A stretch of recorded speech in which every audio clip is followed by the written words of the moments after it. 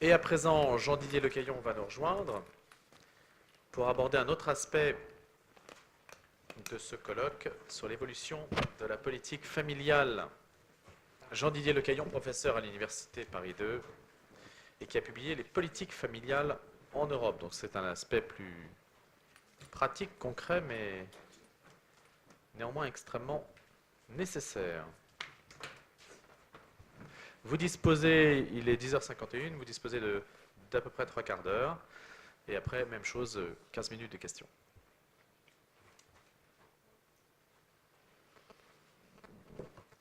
Merci de votre accueil. Je suis impressionné par ce que je viens d'entendre. Et je me dis que la tâche va être difficile parce que je n'aurais pas su dire ce que vous avez dit, mais intuitivement, je partage complètement ce que vous avez si bien dit. Et quand je pense que je vais devoir aborder ensuite sous un angle qui est sans doute moins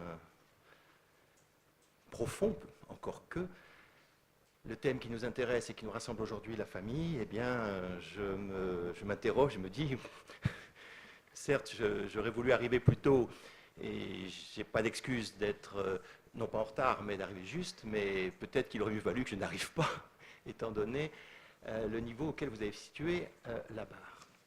Comme vous l'avez dit, et encore une fois, je vous remercie de votre accueil et de m'avoir proposé de partager avec vous quelques réflexions qui ne peuvent être, bien que le sujet ne l'indique pas, le sujet est très vaste.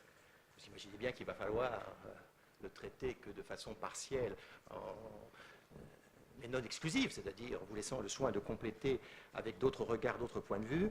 Je ne peux, en ce qui me concerne, que tenir le point de vue de l'économiste que je suis, puisque je ne suis qu'un professeur d'économie.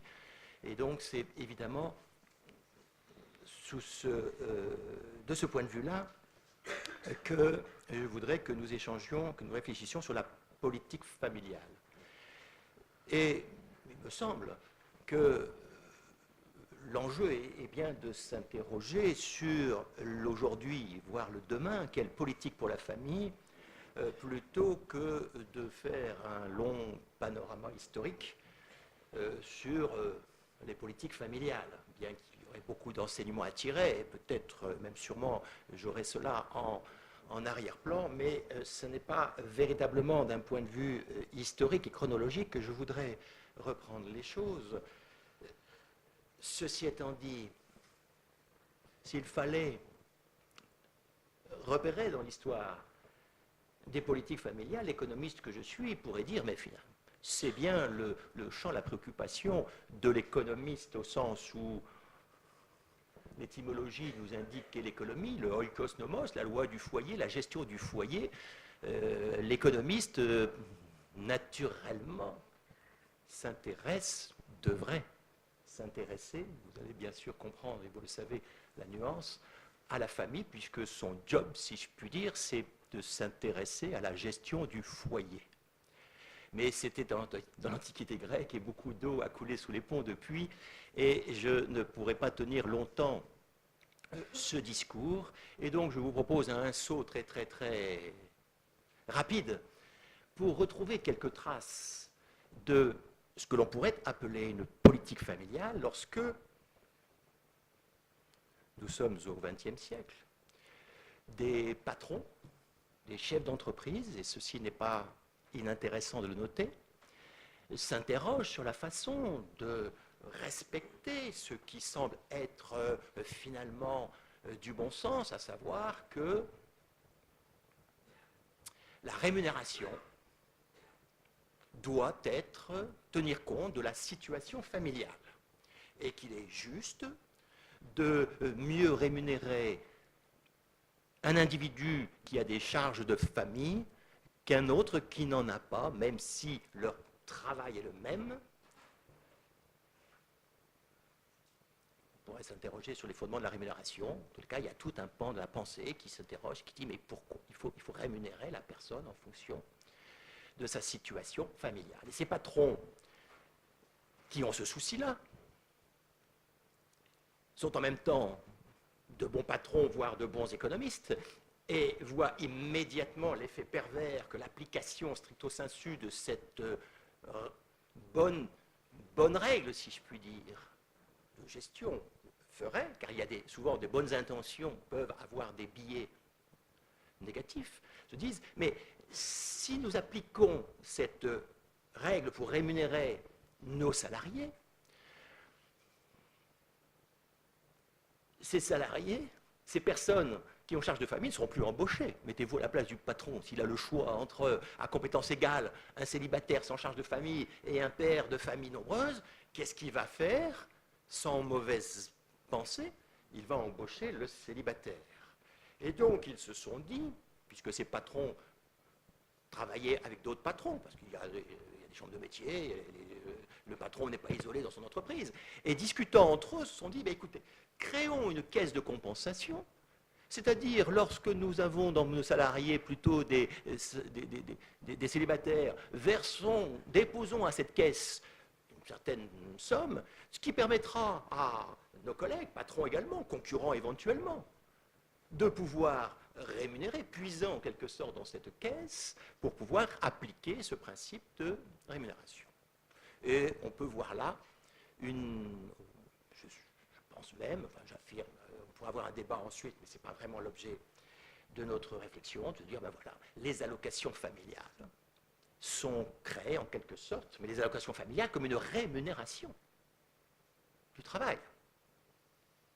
C'est en tous les cas, à l'origine, des patrons qui en prennent l'initiative, et c'est considéré comme une rémunération, et non pas comme une aide sociale, voire une modalité de l'assistance.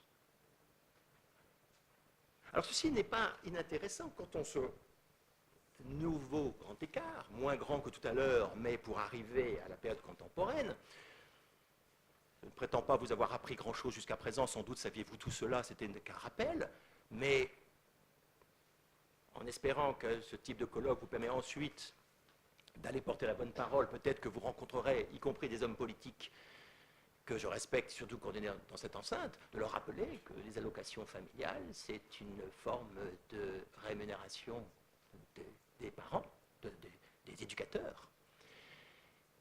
Et même peut-être rappeler au monde de l'entreprise, au monde de l'économie, quand on voit dans les débats sur la politique familiale, vous voyez que notre sujet, eh bien, j'essaye de le cerner progressivement, il y a des débats de dire, mais est-ce que les entreprises doivent payer pour financer la politique familiale?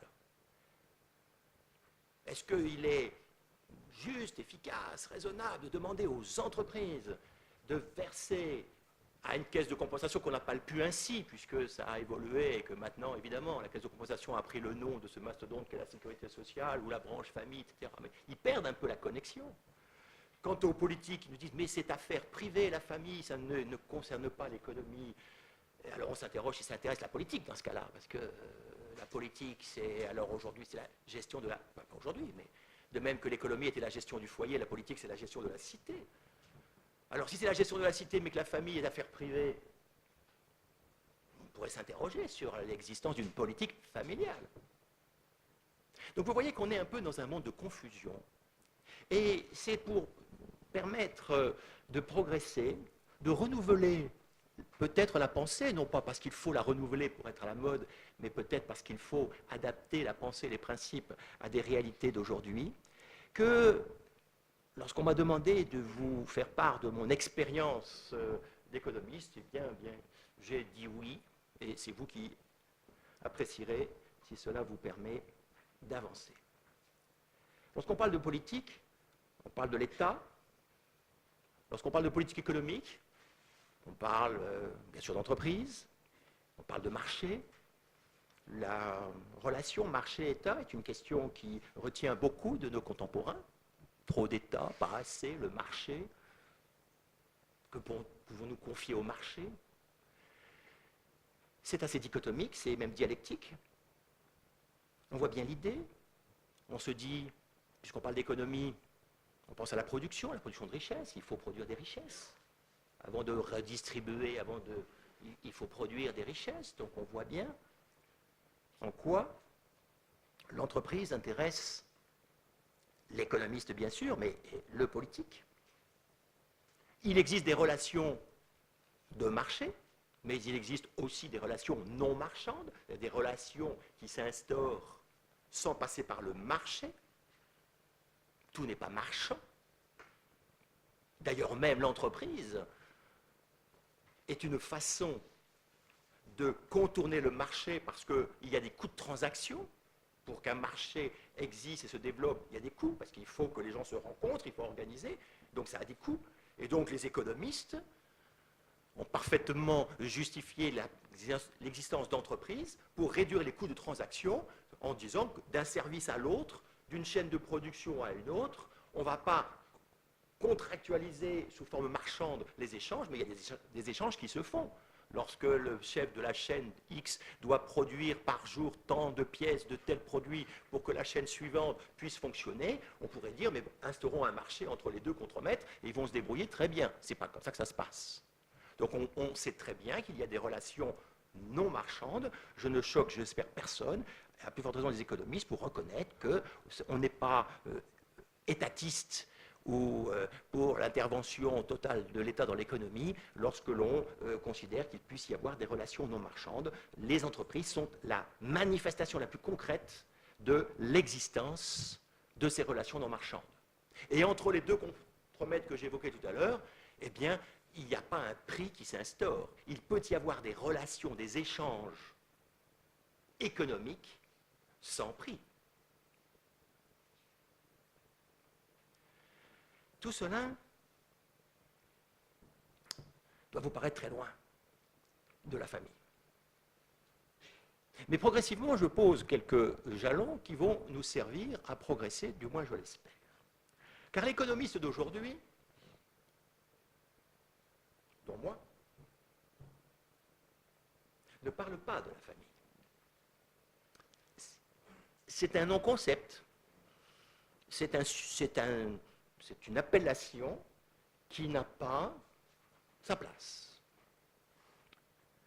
Lorsqu'il s'intéresse à ce que vous appelez la famille, il parle de ménage.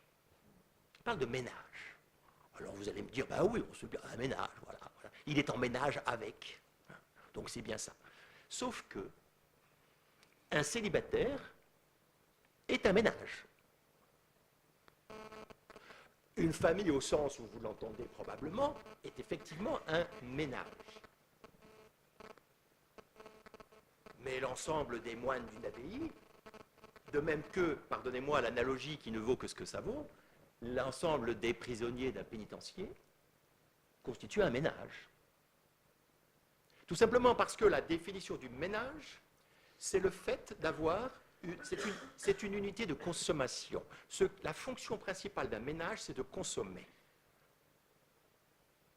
La fonction principale d'une entreprise, c'est de produire. Qui est-ce qui produit? Les entreprises. Qui est-ce qui consomme? Les ménages.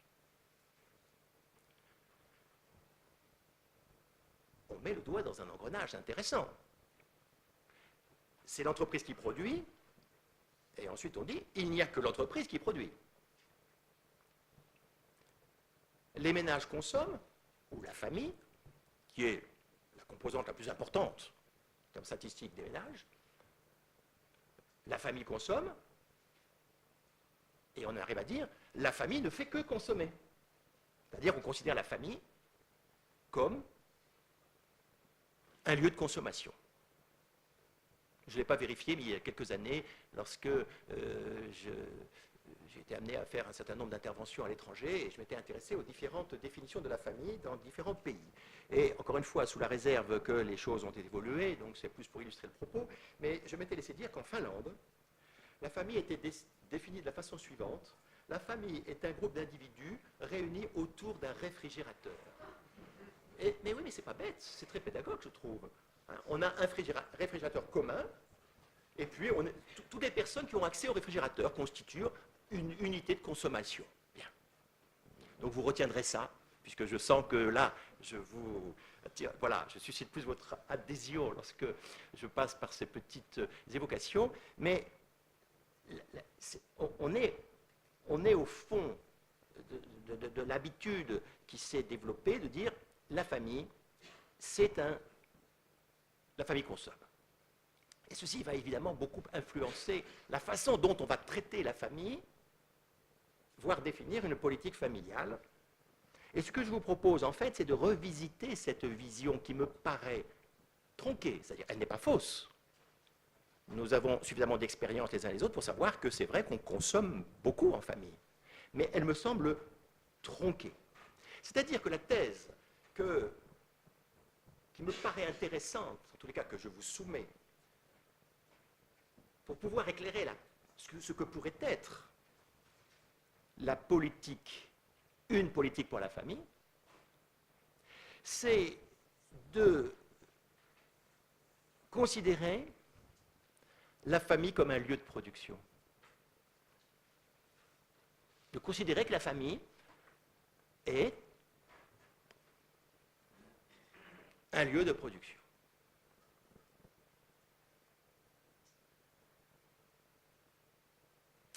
Lorsqu'on dit production, on pense, me semble-t-il, à richesse.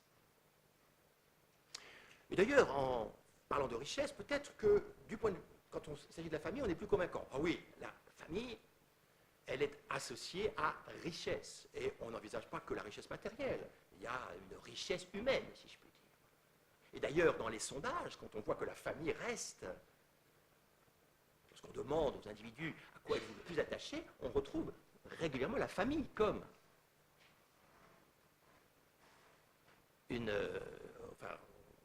en très bon rang, au premier rang de ce à quoi on aspire. Et parce qu'on sait que la famille, c'est un lieu justement d'entraide, d'amour, etc. Donc, richesse, production, je sais que ce n'est pas la même chose, mais je ne peux pas ne pas évoquer les deux. On parle aussi beaucoup aujourd'hui de développement, on parle même de développement durable. C'est intéressant de s'interroger sur ce notion de durable, sachant que généralement, quand on porte ce projet de développement durable, on parle très peu et de la famille et de la population, et donc finalement de ce qui est la condition de la survie de notre espèce. Mais bon, peut-être qu'il vaut mieux se préoccuper de la terre plutôt que des vivants, et se dire qu'il vaut mieux avoir une terre en bonne santé sans êtres humains que des êtres humains dans une terre polluée. C'est caricatural. C'est un peu rapide comme évocation, mais voilà.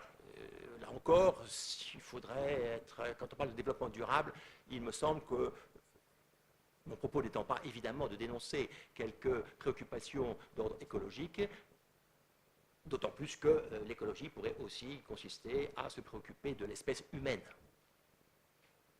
Ce n'est pas inintéressant, peut-être. Et nous allons voir qu'en matière de politique familiale, on ne se préoccupe pas trop de cet aspect. Ceci étant dit, quand on dit richesse, se pose, je vous ai dit j'étais économiste, se pose la question de la définition de la richesse, et donc de la définition de la production. Comment je vais définir cela? Comment je vais pouvoir m'en préoccuper? Comment je vais m'assurer que je concours à plus de richesse ou moins de richesse, à plus de production ou à moins de production? Une première réponse a été donnée dans l'histoire avec la notion de prix. Le prix attaché aux relations marchandes que j'évoquais tout à l'heure, parce que pour qu'il y ait un prix, il faut qu'il y ait un marché, puisque c'est la vocation du marché de fixer le prix. Et c'est un instrument, ce n'est qu'un instrument, vous savez, les économistes, contrairement à ce que vous pouvez penser, ne font pas du marché un dogme. Ils disent simplement, il nous faut des instruments pour essayer d'évaluer.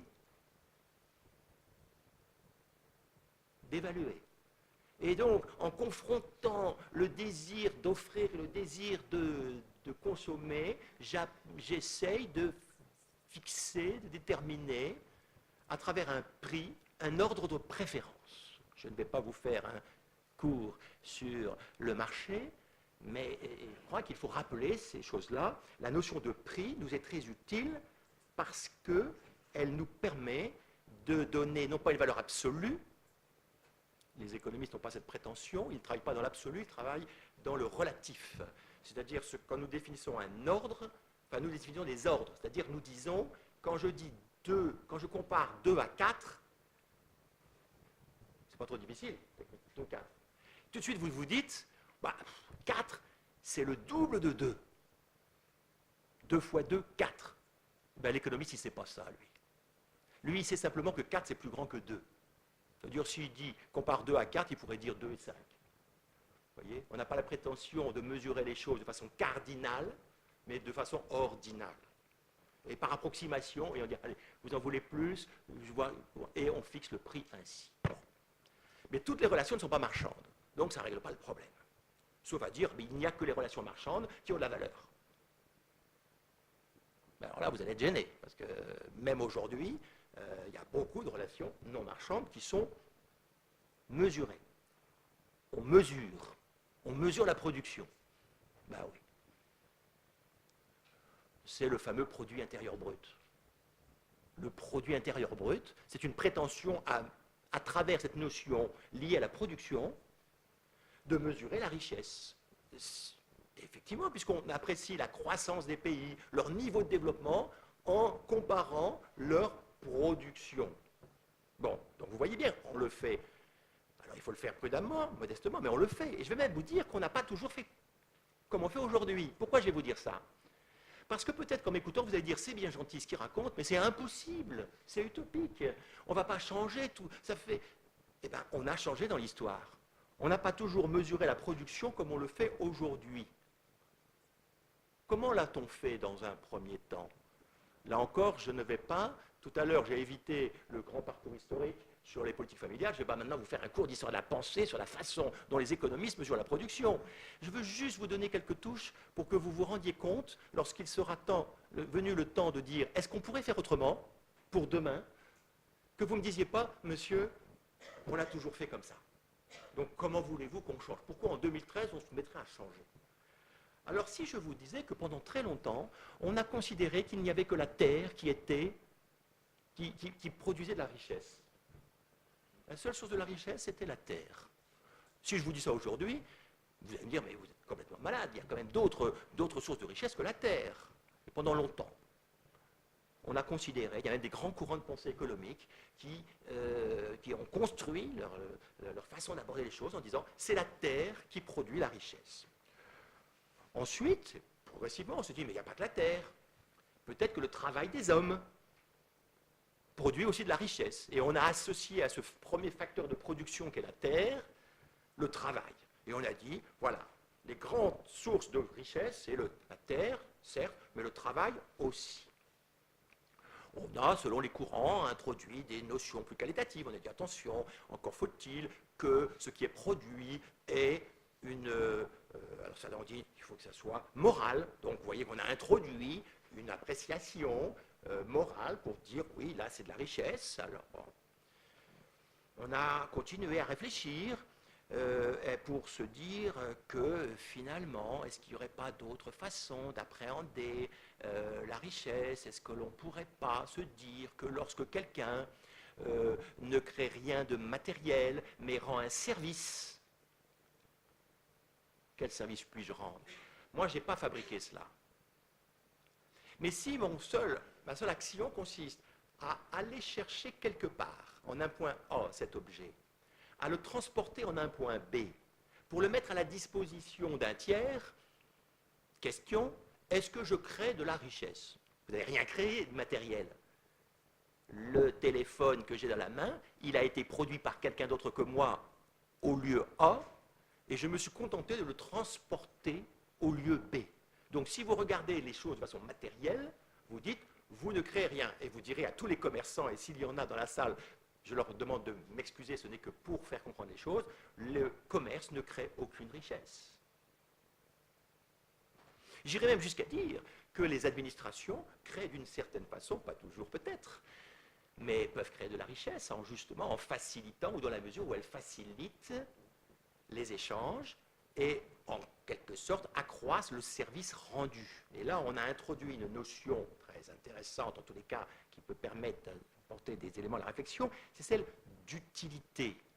Un bien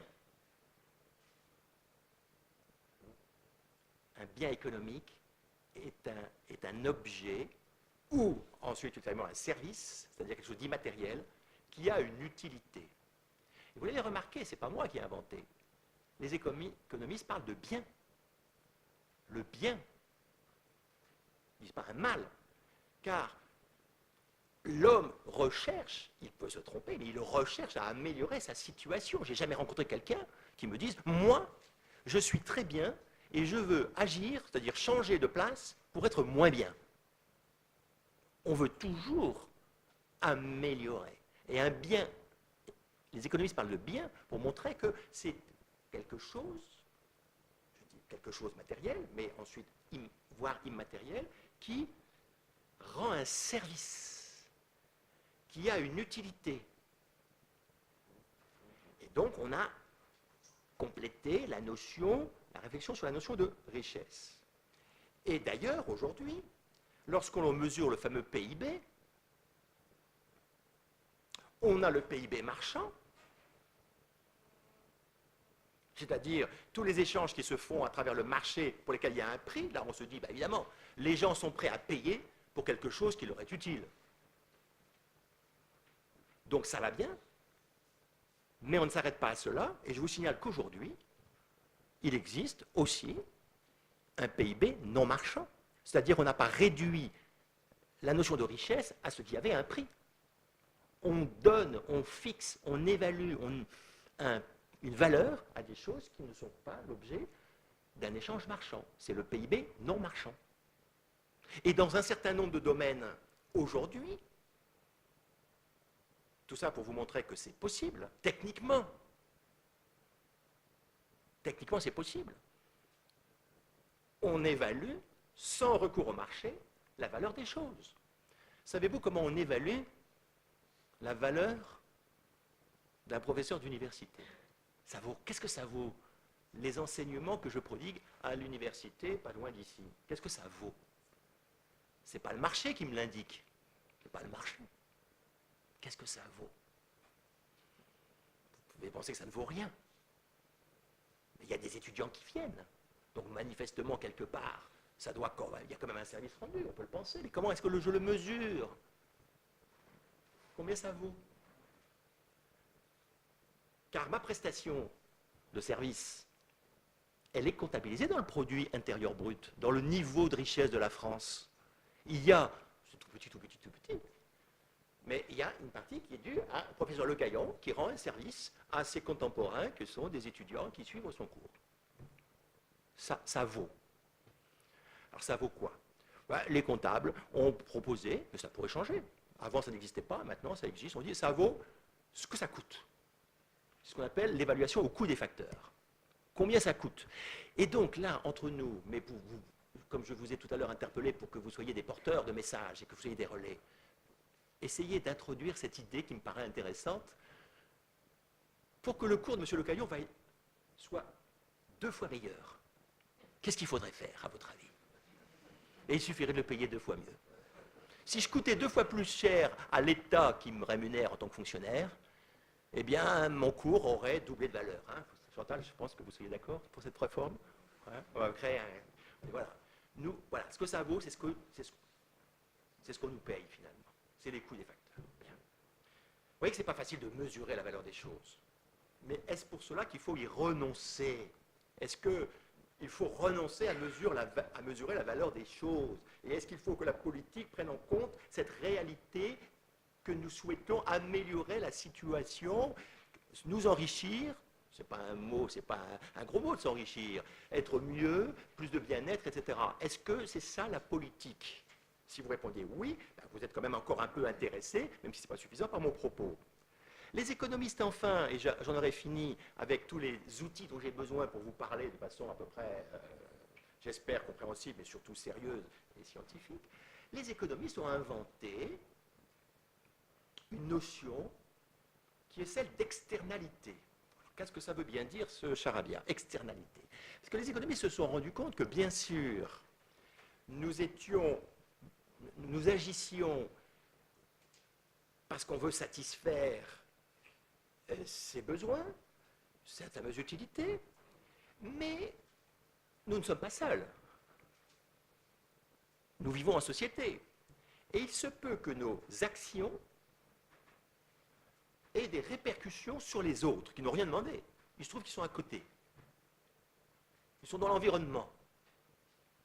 Alors ça, c'est on en parle souvent à propos des externalités négatives. Et tout le débat et toutes les réflexions, toutes les théories économiques qui essayent d'aborder les problèmes de pollution sont fondées sur cette notion d'externalité négative. Vous avez compris, hein? Lorsqu'une usine produit, elle ne produit pas elle n'émet pas des nuisances par objectif. J'ai jamais vu un chef d'entreprise qui me dit mais moi je me suis installé, j'ai créé mon entreprise pour dégager beaucoup de fumée pour nuire à l'environnement. Non, pas du tout. Il produit un bien,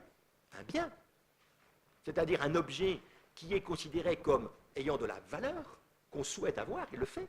Et au cours de la production, il se trouve que se dégagent, production jointe si vous préférez, des choses qui ne sont pas agréables, nuisances. Et c'est ce qu'on appelle une externalité négative, parce qu'évidemment, les personnes dans l'environnement n'ont rien demandé. Ils n'ont pas dit, ouais, oui, nous, on veut des nuages tout noirs, ou je ne sais pas quoi. Ils n'ont pas demandé ça. Il n'y a pas de demande de ça. Mais c'est une externalité.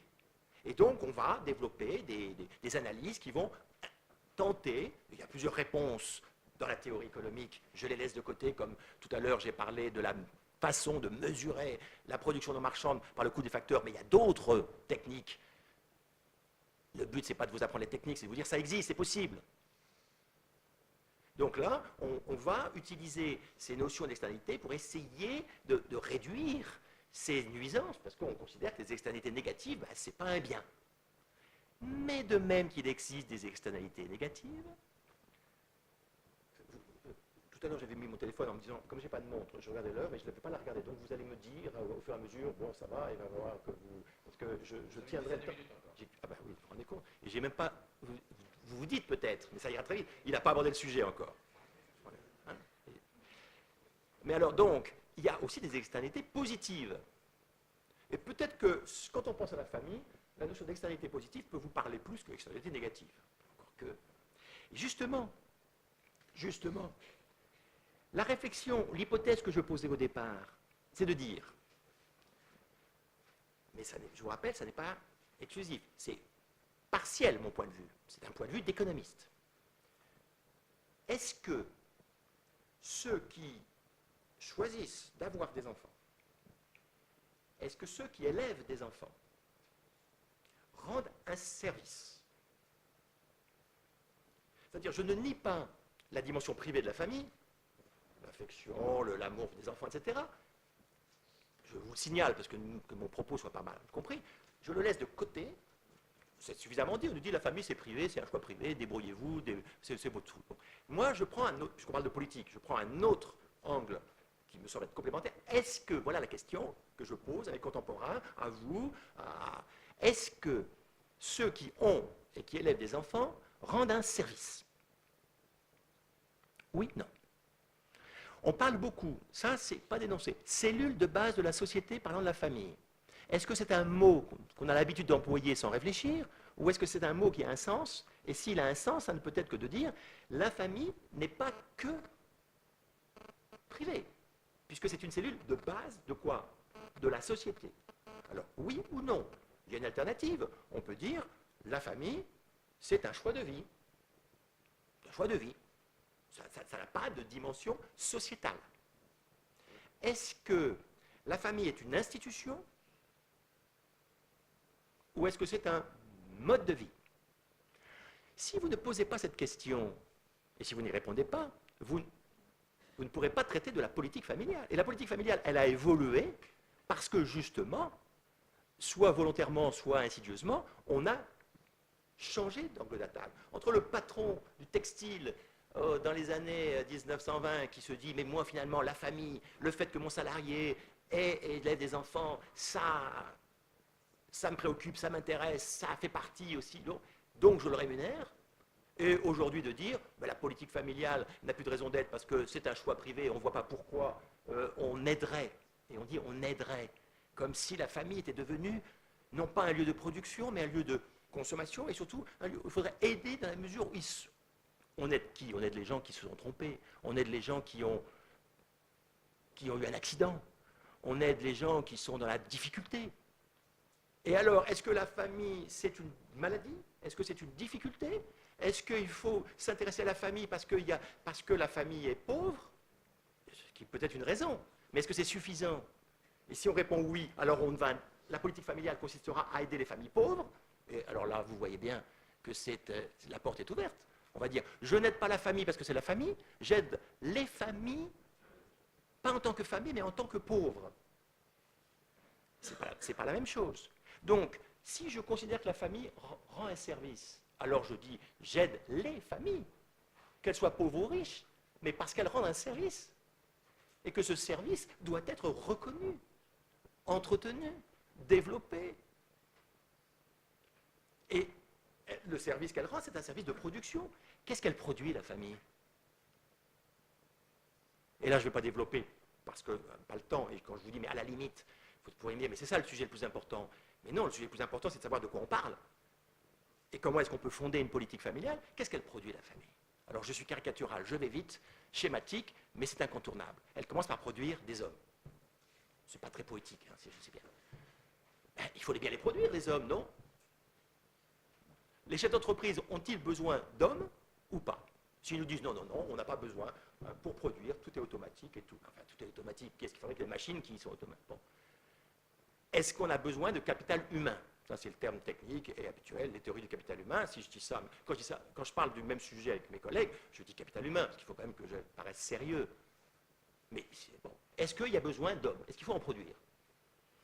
La réponse de l'économiste, des économistes, pas la réponse de M. Le Caillon, les théories économiques les plus récentes, les développements les plus récents, démontrent qu'une économie ne se développe pas sans renouvellement des générations. Je n'ai pas dit qu'il suffisait de. Condition nécessaire n'est pas condition suffisante. Nous ne connaissons pas de pays qui se développent économiquement dans la stagnation démographique. Nous connaissons des pays qui ont une forte croissance démographique et qui ont des problèmes de gestion. Attention, hein, mais nous savons, nous économistes, que la production d'hommes est une condition nécessaire au développement. Donc, nous pouvons dire, sérieusement, que ceux qui produisent des hommes, des enfants, contribuent au développement, à la richesse, et de ce point de vue-là, créent de la valeur. Est-ce qu'il suffit de mettre au monde des enfants pour rendre ce service?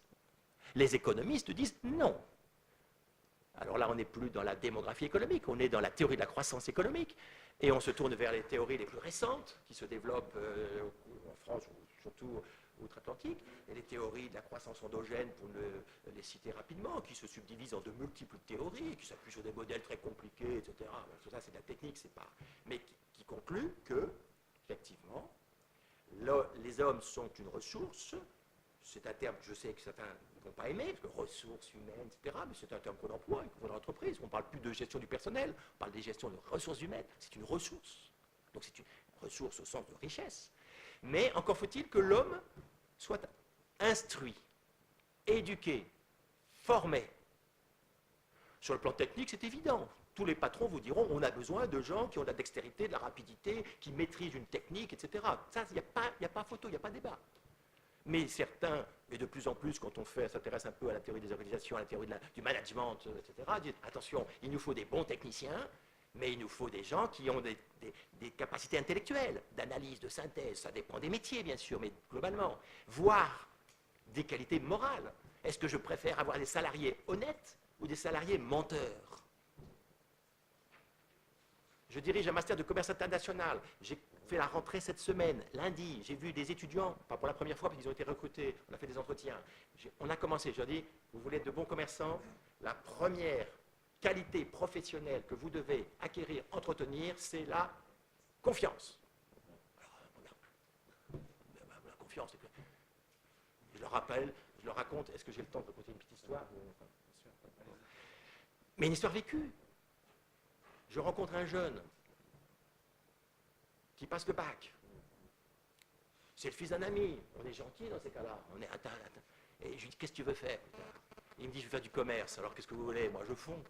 Je m'intéresse. Je lui dis, ah bon, tu veux faire du commerce? C'est intéressant, ça, c'est bien. Bon, donc, je l'embête tout un peu. Je lui dis, mais pourquoi et tout? Il me regarde, il dit, parce que je veux arnaquer les autres.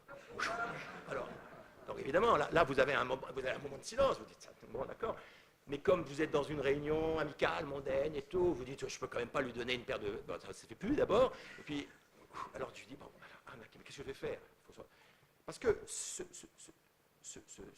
jeune homme, je le vois encore, il est victime hein, dans l'histoire. Je lui dis, tu veux arnaquer les autres? Mais je lui dis, mais c'est pas possible, tu vas le faire une fois, et puis tu seras professionnellement mort, et c'est fini. Et lui, pas bête finalement, il me répond, droit dans les yeux, il me dit, pas du tout, je changerai de ville. Alors je lui dis, mais tu inventes peut-être le fusil à répétition, mais une fois que tu auras écumé les villes alentours, qu'est-ce que tu vas faire? Tu seras mort. Tu seras mort. Donc, c'est pas ça le métier. Alors peut-être, si on fait des coups, bien sûr, on a tous été abusés, et je ne veux pas même montrer du tout une profession ou une autre, mais honnêtement, on ne fait pas carrière dans le commerce si on est un voleur. Non mais je suis sérieux. C'est pas possible. Bien, hein. Alors on peut faire des coups. Hein, ça veut dire si on a une perspective instantanée ou durable. Donc, il faut des gens qui ont des qualités morales, il faut des gens qui ont des qualités techniques, il faut des gens qui ont des qualités intellectuelles, il faut former le capital humain, il faut éduquer les hommes, les instruire. Ça se passe d'abord, pas seulement, dans la famille. Si c'est bien, il faut dire c'est bien. Si on dit c'est privé, bon, il y a des gens qui veulent élever leurs enfants, il y en a d'autres qui ne veulent pas les élever, c'est privé, c'est un choix, après tout on s'en fiche. La cohésion sociale, c'est important ou pas? Que dans une société, il y ait du... Où est-ce que ça s'apprend, ça? Pas seulement, bien sûr, mais d'abord, par la vie familiale. Où est-ce que j'apprends à supporter des plus âgés ou des plus jeunes? Où est-ce que j'apprends ça? Autour de la table, le dîner familial, on dit, l'aîné, il bosse, il veut parler de ses examens futurs, et puis il y a le dernier qui, lui, a envie de faire, qui fait un caprice. Vous croyez que ce n'est pas déjà un premier apprentissage des relations sociales avec les... Bon. Donc tout ça, vous êtes convaincus, donc ce n'était pas là-dessus que je voulais développer, même si c'est le plus important, bien entendu. Mais la conséquence, et on terminera là-dessus, si vous voulez, et les éclairages, les exemples de politique familiale que l'on pourrait suggérer en conséquence, eh bien, on le gardera si ça vous intéresse, mais c'est qu'il faut reconnaître l'importance de la production domestique. La production domestique. Domestique, c'est au sens de domus, hein. C'est plus du grec, c'est du latin, c'est la maison, on y revient toujours. La production domestique. Ce qui se fait au sein de la famille, est-ce que c'est source de richesse? Si oui, eh bien, il faut non pas assister les familles, mais disons, leur donner... Alors, voilà le problème. Mais comment vous mesurez ça? Comment est-ce que vous allez transformer l'amour d'une mère pour son enfant en quelque chose de marchand? Je n'ai pas dit ça du tout. On peut très bien trouver des techniques, là c'est de la technique, pour essayer de trouver des modes qui permettent, non pas de dire je vous aide parce que vous êtes bien malheureux, vous êtes trompé, vous auriez mieux fait de ne pas avoir d'enfant et vous auriez eu moins de soucis, mais je vous aide. Non, pas je vous aide, mais je vous rends justice. Je vous rends justice. Et ceci d'autant aussi parce que oui, c'est la justice d'ailleurs, parce que vous contribuez. Vous contribuez, vous nous enrichissez, vous créez des externalités positives. Donc j'ai même intérêt à ce que vous existiez. J'ai intérêt, parce que je vais en avoir le bénéfice. Le problème, c'est qu'il n'y a pas d'immédiateté, donc on ne se projette pas dans le long terme. C'est ça le problème de notre société d'aujourd'hui, c'est qu'on voit tout dans l'instant présent. On dit aujourd'hui, ça coûte. Aujourd'hui, ça coûte. C'est demain que ça rapporte. Ça, c'est la notion d'investissement. C'est une belle notion économique aussi. Qu'est-ce que c'est qu'un investissement par rapport à de la consommation? C'est toujours comptablement une dépense, sauf que dans la consommation, vous dépensez pour satisfaire un besoin immédiat. Dans l'investissement, vous dépensez, c'est-à-dire vous supportez une charge, dans l'espoir que demain, vous toucherez quelque chose. Il me semble que la famille peut être abordée sous cet angle-là, et qu'une politique familiale, qui ne serait pas une politique sociale, ni une politique nataliste, comme on en fait souvent, on l'a réduit à cela, une politique familiale, c'est-à-dire une politique de promotion de la famille, serait au moins économiquement, alors philosophiquement vous pensez ce que vous voulez, idéologiquement, politiquement, mais économiquement, me paraîtrait être une politique d'avenir efficace, souhaitable, juste. Je vous remercie.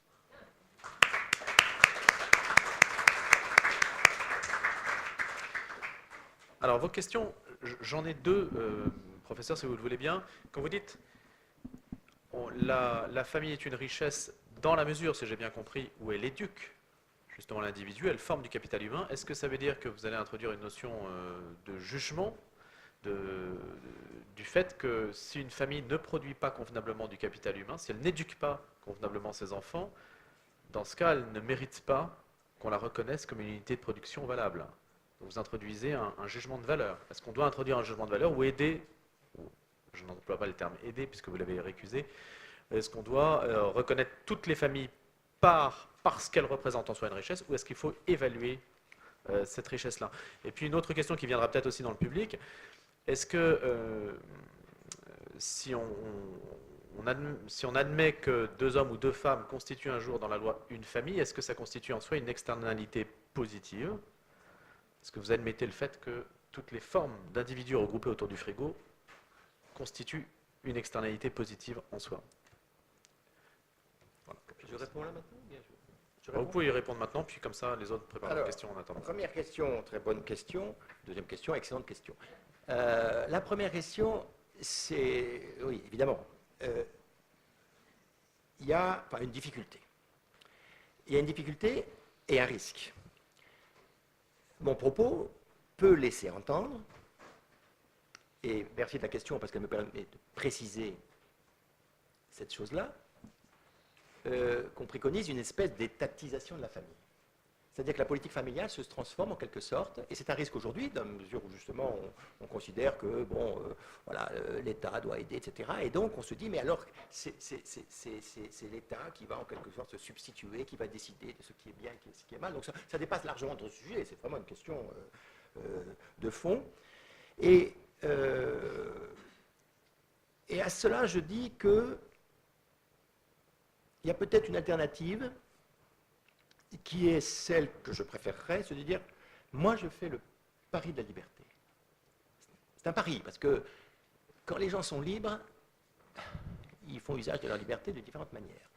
Mais plutôt que de dire, je vais vérifier que vous êtes bien, bon, que vous avez fondé une famille, que vous avez des enfants, que vous les élevez bien, etc., ce qui pose beaucoup de problèmes, etc., c'est votre question, je dis, bah, écoutez, moi je vais encourager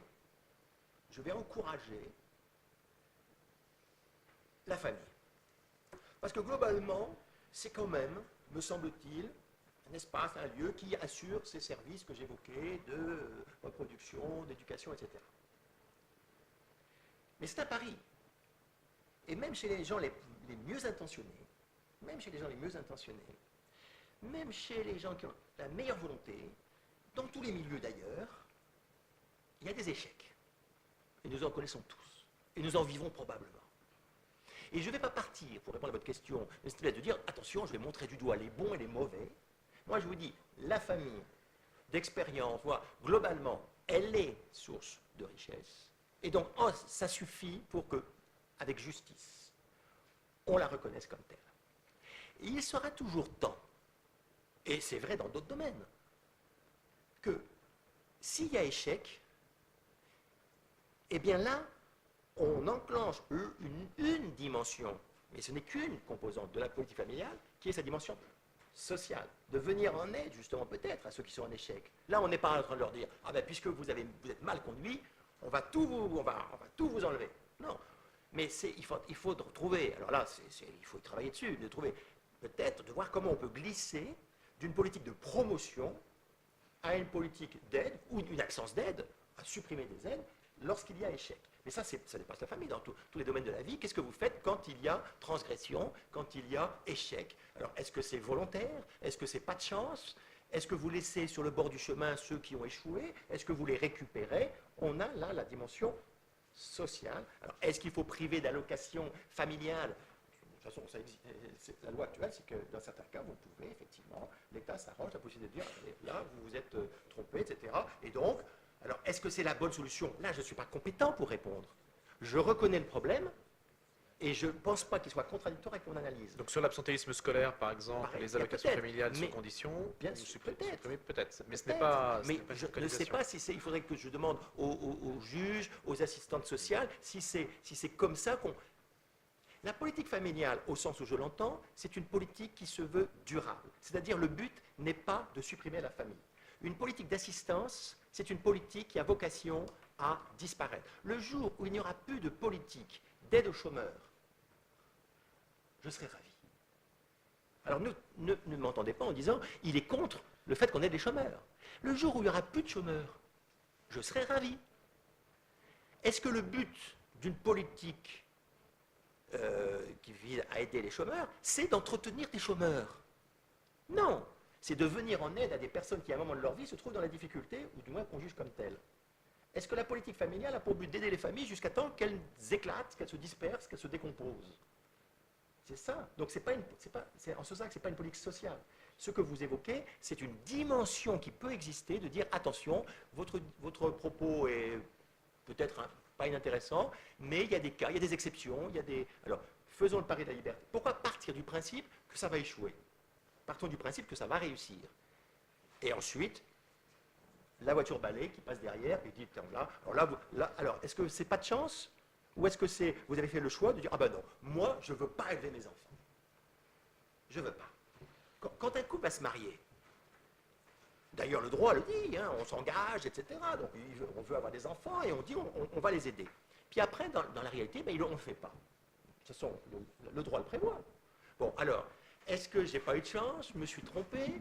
Est-ce que j'ai volontairement trompé la société en disant, moi, je veux me marier pour avoir les allocations, mais alors, je n'ai pas envie d'éduquer mes enfants? Ça, c'est du cas par cas. La justice est aussi proportionnée, donc je ne peux pas vous répondre de façon globale. Et j'enchaîne sur la seconde question. Est-ce qu'il existe un modèle de famille? Je ne sais pas. Pour l'économiste que je suis, en me rattachant à l'analyse que je vous ai proposée, j'ai répondu. Est-ce que un homme et une femme, c'est plus productif qu'à 2 hommes ou 2 femmes en ce qui concerne la production d'hommes? De capital humain. Ah oui, non mais d'abord, la production d'hommes. Là, on est à la conception, la gestation et à l'accouchement. Alors moi, je suis désolé, je ne suis qu'économiste. Donc là, je botte en touche et je dis, je m'adresse, y a-t-il des médecins dans la salle qui peuvent me dire si l'union d'un homme et d'une femme est plus ou moins, ou si c'est neutre, en matière de reproduction, c'est le terme scientifique, que l'union de 2 hommes et de 2 femmes. Donc, premier élément du modèle, un homme et une femme, c'est mieux que 2 hommes et 2 femmes. Mais ça, c'est du point de vue de la reproduction, hein, attention. Hein. Oui, mais vous ne pouvez pas vous retrancher devant cet alibi médical, puisqu'on va pouvoir reproduire aujourd'hui par des biais scientifiques externes, justement. Alors après, par des techniques. Éducation. Est-ce que des études, des psychologues, des sociologues, etc., nous disent, bon voilà, il y en a, ça commence, pas beaucoup en France, mais aux États-Unis, etc., nous disent, et encore une fois, ne généralisons pas. Nous connaissons tous des familles constituées d'un homme et d'une femme qui ont échoué, qui ont eu des problèmes avec leurs enfants, etc. Ça rejoint la première question, que j'ai répondu. Mais est-ce que, globalement, l'éducation, et là je vais me retrancher derrière les propos que je soulignais, etc., de mon prédécesseur, est-ce que l'éducation du petit homme par un père et une mère, c'est mieux ou moins bien? Je ne condamne pas ceux qui sont élevés par un père ou une mère, il y a des orphelins aussi. Donc je ne suis pas en train de vous dire qu'on ne peut pas s'en sortir, si. Mais est-ce que, par la liberté, est-ce que l'éducation par son père et sa mère, c'est un bien? C'est un... Tous ceux qui ont... Parlons pas de ce à quoi vous pensez. Il y a des enfants, dans des familles très bien, qui sont orphelins très tôt. Ils n'ont ni père ni mère, ou ils n'ont que leur père, ou ils n'ont que leur mère. Est-ce que ça veut dire qu'ils vont être mal élevés, mal éduqués, qu'ils vont échouer? A priori pas, je ne me permettrai pas de le dire. Mais tout le monde reconnaît que c'est quand même une épreuve dans la vie, non? On ne se donne pas le maximum d'atouts. Maintenant, il y a des gens qui ont tous les atouts dans la main et qui se plantent. Et il y a des gens qui n'ont rien au départ et qui surmontent. Donc là, je ne vais pas non plus à l'emporte-pièce dire le bien et le mal. J'essaye de dégager, quand on a un modèle... Non, mais vous vous référez à un mieux. Ah ben évidemment, je cherche un le bien. bien. Ah ben évidemment, oui. Je cherche le bien. Je suis économiste. Comment? Oui, c'est vrai. L'économie, c'est dans le relatif, mais je vous ai bien dit que l'approche n'était pas exclusive d'autres approches. Elle vient nourrir, et elle me paraît originale dans les temps qui courent. Oui, vous avez raison. Oui, Christian Van Est, président de Famille et Liberté. Alors, je vais vous poser une question un peu transversale, mais que vous m'avez suggérée en faisant allusion aux entreprises qui avaient lancé la politique familiale. Et vous avez précisé textile un peu plus tard. En tant que nordiste, je sais très bien de quoi vous parlez, mais vous savez qu'il y a aujourd'hui des entreprises qui étaient textiles et qui ne le sont plus, qui sont notamment dans le commerce, et qui sont toujours familiales. Et donc, je voudrais vous poser une question précisément sur l'importance d'intégrer la défense de l'entreprise familiale dans une politique familiale. Et ceci pour deux raisons. Première raison, bien sûr, parce que c'est avant tout la transmission de la propriété, sans laquelle il n'y a pas de capitalisme solide. Et la deuxième raison, c'est que c'est aussi le maintien d'une sphère de liberté. Or, l'un des plus gros problèmes de notre société à l'heure actuelle, c'est celui qui a été soulevé par Tocqueville il y a un siècle et demi, et qui disait que l'avenir, ça risquait d'être la confrontation entre un État totalitaire, bon, c'est l'État-providence, hein, c'est celui qu'on connaît en fait, et puis une foule d'individus tournant autour de leur vulgaire plaisir. Est-ce que précisément la défense du maintien de l'entreprise en tant que lieu de transmission et de liberté n'est pas essentielle, tout simplement à la sauvegarde de notre société? Je vous remercie de la façon dont vous posez la question, vous donnez la réponse.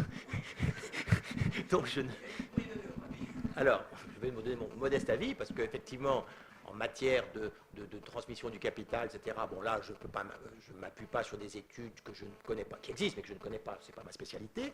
En revanche, quand vous parlez d'entreprise familiale, on emploie un terme, on glisse un peu de sujet, puisque c'est plus la famille, on parle bien de l'entreprise familiale au sens où les propriétaires c'est une famille qui transmet aux enfants, etc. Hein, c'est ça, en ce sens-là que l'on parle de la famille. Et tout à fait. Et donc, moi, je pense effectivement, pour les raisons que vous avez évoquées, justement, de la propriété, de la transmission de la propriété, que je suis d'accord. Mon avis, c'est que je suis intuitivement, dans tous les cas, et peut-être avec les choses que j'ai pu observer, complètement d'accord sur le fait que c'est qu'on devrait, parce qu'on ne le fait pas trop, mais mettre en avant cela, bien sûr. Et c'est le même raisonnement, d'ailleurs.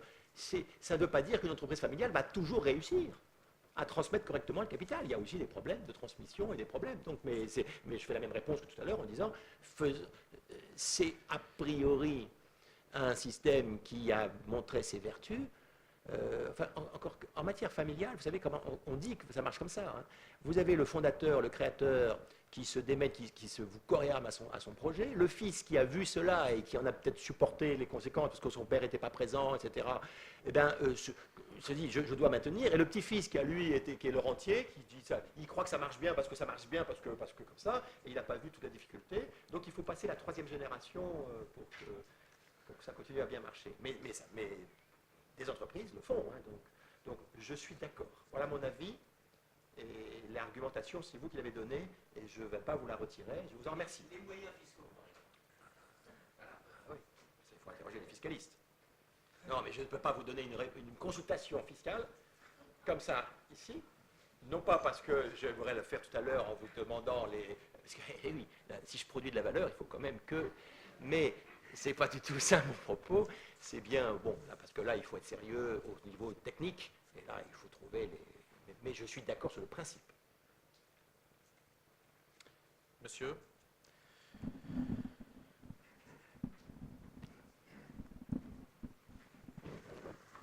Gentil, hein. En fait, je voudrais faire un rapprochement entre quelque chose que nous entendons de plus en plus souvent, à savoir que les enfants appartiennent à l'État aujourd'hui. Et je voudrais faire le rapprochement, enfin, je ne sais pas, on l'a entendu, on l'a lu récemment. Ils n'appartiennent même pas à leurs parents. Voilà, ils n'appartiennent pas à la famille, etc. Donc il faut les retirer des familles le plus tôt possible. Et je vais faire un rapprochement avec, peut-être un peu hasardeux, avec le fait, en parlant de capital humain, en fait. Et le capital humain, je vous remarquerez simplement que lorsque, en tant qu'économiste ou en tant que comptable, vous allez voir figurer dans la comptabilité des entreprises tout ce qui relève du capital humain, on va le trouver à l'actif de l'entreprise, c'est-à-dire du côté de la propriété de l'entreprise. Ouais. Alors qu'en fait, ça devrait être au passif, c'est-à-dire quelque chose qu'on emprunte à des individus pour les mettre au service de la société. Ben là, si vous voulez, on retrouve la même chose, c'est-à-dire qu'au lieu d'être au service d'une société, de mettre des enfants à la disposition d'une société et de faire en sorte que la société reconnaisse ce qu'on doit à la famille, et ben non, on en fait la propriété de la société. En fait, voilà. Et vous Donc, touchez- donc, il y a une cohérence entre l'attitude de Bien l'entreprise et entre Mais tout, c'est le sens, je ne sais pas si j'ai réussi, mais de mon propos, qui peut quelque part vous décevoir en disant il ne propose rien, il ne règle pas, il ne s'appuie pas sur des exemples techniques aujourd'hui, parce que je suis convaincu, à tort peut-être, à vous de me le dire ou de me remettre dans le droit chemin, que beaucoup des erreurs que nous commettons ne sont pas dues à une... Il y a des idéologues, mais il y a beaucoup de gens qui sont de bonne foi, mais qui travaillent avec des mots qui ont perdu leur sens ou dont le sens a été détourné, et y compris au niveau technique. La façon dont on mesure aujourd'hui le niveau de développement d'un pays, c'est très critiquable, vous savez. On peut très bien s'interroger de savoir si on ne part, j'allais dire, intrinsèquement, si on ne se prive pas des moyens de progresser parce que nos instruments de mesure ne sont pas adéquates, parce que nos techniques comptables ne correspondent pas à la réalité. C'est-à-dire qu'on construit un monde avec des mots qui sont utilisés dans un autre sens qu'on les entend, et réciproquement, on met des techniques qui ne sont pas fondées. Alors évidemment, quand je vous tiens ce discours de dire il faut revenir au sens des mots, etc., vous pouvez dire mais tout ça c'est théorique, c'est conceptuel, bon c'est un prof d'université, on va lui pardonner, mais enfin... Mais oui, mais ça peut permettre de comprendre pourquoi on se... Donc il faut travailler là-dessus, et il faut savoir... On dit cellule de base de la société. Je n'ai jamais entendu un homme politique, de quel que soit son bord, nier cela. Cellule de base de la société, vous l'entendez encore toujours. Mais qu'est-ce que ça veut dire? Arrêtez-le, dites, très bien. Qu'est-ce que vous entendez par là? Qu'est-ce que vous voulez dire? Cellule, ah, c'est une cellule, donc ça dépasse l'individu. De base, les bases, les fondements. De quoi? De la société. Je ne sais pas moi, quand on s'est arrêté tranquillement sur cette... On a déjà remis les pendules à l'heure, me semble-t-il. Une dernière question? Je suis linguiste, donc ça m'intéresse particulièrement quand vous parlez du sens des mots. Est-ce qu'il y a un lexique, est-ce que vous avez travaillé, vous connaissez, vous avez des références sur un lexique en la matière? Je travaille plus largement sur le lexique sociopolitique et les mots qui sont connotés au point de changer les définitions sans qu'elles soient fournies explicitement. Mais je voulais surtout parler de... Dans votre intervention, vous parliez d'externalité, par exemple. Il y a un concept au moins aussi pertinent, à mon avis, qui est celui d'immatériel, de richesse immatérielle. Il existe un observatoire de l'immatériel plutôt orienté entreprise, mais on peut étendre cette réflexion, la notion d'immatériel, à ce qui est social ou sociopolitique. L'immatériel a été appliqué au culturel, encore un terme dont la définition pose problème. Est-ce qu'apporter une richesse d'immatériel culturel est forcément quelque chose de bien, quels que soient les traits qualitatifs de la culture en question? Est-ce que ça a été exploré, ça, Alors, en franchise et sans trop d'entraves politiquement correctes? oui, alors c'est... Enfin, l'immatériel en général. L'immatériel, oui, au niveau de l'entreprise, et on a pas mal de choses sur l'immatériel. Bon, ce qui n'est pas les externalités, hein. Vous évoquez des mots successivement qui ne sont pas les mêmes. Hein. Externalité et immatériel, c'est pas pareil, mais vous avez raison, c'est des mots très importants. Le culturel, alors pour votre information, mais ça n'a pas été facile, Lorsque nous révisions récemment, comme toute université qui passe un contrat avec l'État pour habiliter ses diplômes et ses centres de recherche, nous avons proposé dans une formation de niveau Bac plus 4, un cours qui va commencer cette année, donc vous voyez, sur les fondements culturels des économies. Donc là, il y a vraiment une réflexion d'associer la dimension culturelle avec les aspects économiques. Donc c'est loin de la réduction de l'économie à des choses purement mathématiques, quantitatives, etc. Il y a une autre, vous parlez d'immatériel, il y a une autre chose qui est encore assez peu développée, mais on peut espérer que ça vienne. Mais comme ce n'est pas des sujets à la mode, on a du mal à trouver des financements. Et donc des jeunes chercheurs qui veulent s'engager là-dedans, parce qu'il faut aussi, ils pensent aussi à leur carrière, mettez-vous à leur place, c'est le coût de ce qu'on ne fait pas. Déjà, il est difficile de mesurer le coût de ce que je fais. En économie publique, on voit bien, je construis un hôpital, une autoroute, donc on va faire un budget, et puis on le dépasse généralement, largement, mais bon, c'est tangible. Maintenant, si je décide de ne pas faire, de ne pas agir, les économistes parlent de coût d'opportunité, quelque part. C'est-à-dire, je mesure le coût de faire quelque chose en regardant le revenu auquel je renonce parce que je fais ceci et donc je ne fais pas cela. Mais là, je n'ai rien de palpable. Je n'ai rien de mesurable au sens quantitatif. Donc il faut que je trouve des instruments qui me permettent d'appréhender mais c'est une approximation. Vous pourrez toujours avoir la personne qui vous dira « Ah oui, mais là, vous en avez mis un peu trop ou pas assez ». Donc il y a toute une réflexion qui doit être menée sur les coûts cachés. Ça a été fait dans l'entreprise, les coûts cachés. Ça existe. Vous voyez, enfin, sur tous ces thèmes-là, il y a des choses. Il y a une technique de scénario ou de simulation. Alors il y a des simulations, ouais. Mais elles ne mesurent pas les coûts. Ah si, on peut faire des simulations, oui, bien sûr. Ouais. Merci Jean-Didier Lecaillon. Mais merci à vous.